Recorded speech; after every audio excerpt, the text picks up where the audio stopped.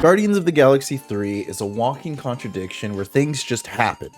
In a good way. For the most part in the films, Rocket has kept his secret a past. For the most part in the films, Rocket has kept his past a secret. So when Adam Warlock shows up and hurts him, you realize this is the first time we've seen him actually get hurt in any of the movies. So the rest of the movie is a dash against time to help save Rocket's life. This is where the contradictions come in. The whole while the Guardians are trying to save Rocket, they're calling each other family, but they're constantly bickering, insulting, and complaining about one another. And I absolutely love it. Now, I gotta get into spoilers here, so if you haven't seen the movie, I recommend it, but here we go. Hey, I'm Mario. I like playing video games, watching movies, and Dungeons and Dragons. If you keep getting me in your suggested videos, or you're watching this video right here, consider subscribing. It goes a long way. Thank you. I can't get over how the focus is on the Guardian. I'm absolutely in love with the fact that this is more of a character progression movie, and they're not really focused on defeating the High Evolutionary, even though they would go out of their way to do it if they knew he existed sooner, but it's the fact that he's just in their way of their current goal. And because we have the movie focusing on the Guardians, we get to highlight more of their key features as characters. Drax being overreaching and always trying to do something with his strength. Mantis always being supportive but never feeling like she's been heard. Peter heartbroken and just stuck in the past. Rocket taking the back seat in this movie was well done, I think, because in the second one he had already fulfilled his character arc. Now we're seeing a B-plot of his kind of origin story, flashbacks, where we also get to understand the High Evolutionary on top of that. And when it comes to Marvel villains, not all of them have been memorable like Loki has been. A lot of them have been kind of forgotten. But because the High Evolutionary is just kind of a roadblock for the Guardians in this film, we get to use him as kind of a mirror. Rocket said it best when he told the High Evolutionary, "You just can't accept things for how they are." And even though it is stereotypical for villains to kind of be what the heroes would be if they continued down their path that they're currently on, I really like how this one works, because the High Evolutionary is exactly that. He's someone who is seeking perfection, but is a flawed individual himself, and his flaws create these continuous patterns of failure that he just can't seem to get out of. And if the Guardians continue projecting their own views onto those around them that they say that they love, they're going to end up like the High Evolutionary, and like in the third act where he gets turned on by everyone because of his own ambitions. The High Evolutionary encompasses the overall theme of the movie, of the journey, and that's why he fits so well in this movie.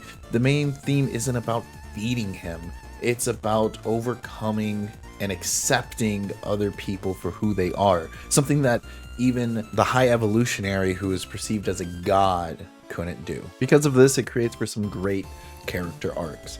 Nebula cries when they know that Rocket's been saved. On top of that, she finally sees Drax for being just an overprotective father whose true strength comes from his kindness. Mantis learns to listen to herself, but also take initiative in the situations that are happening at hand. Peter stops running and learns to take control of issues he once didn't have control over.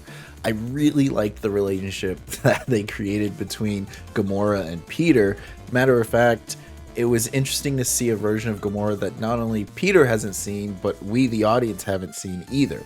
She kind of swapped roles with Nebula. Nebula is now the empathetic one, and Gamora's kind of the heartless, ruthless one that is still influenced by Thanos. In the past, the Guardians have just been a group of people that appreciated what they did for one another and kind of had a like-mindedness of what they wanted to do. Now they finally accepted each other. I mentioned Adam Warlock before, and he makes an appearance here. However, it's mainly just to drive the plot and kind of set up a little bit of the future of the Guardians, of what's to come.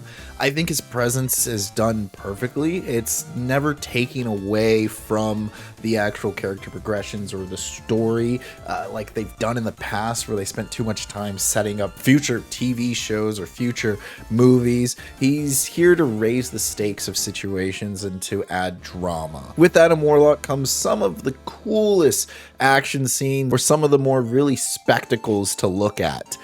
Sometimes it was a bit information overload. There's a lot of noise happening on the screen with things blowing up, flying apart, him going super fast and zooming.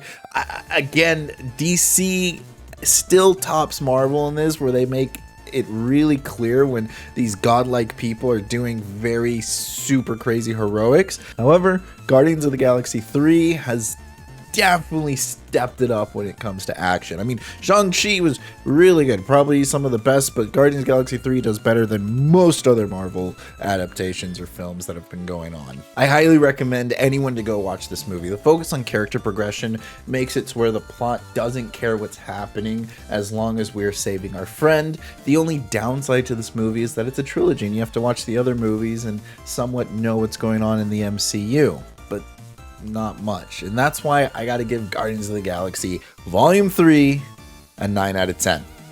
Until next time, play nice.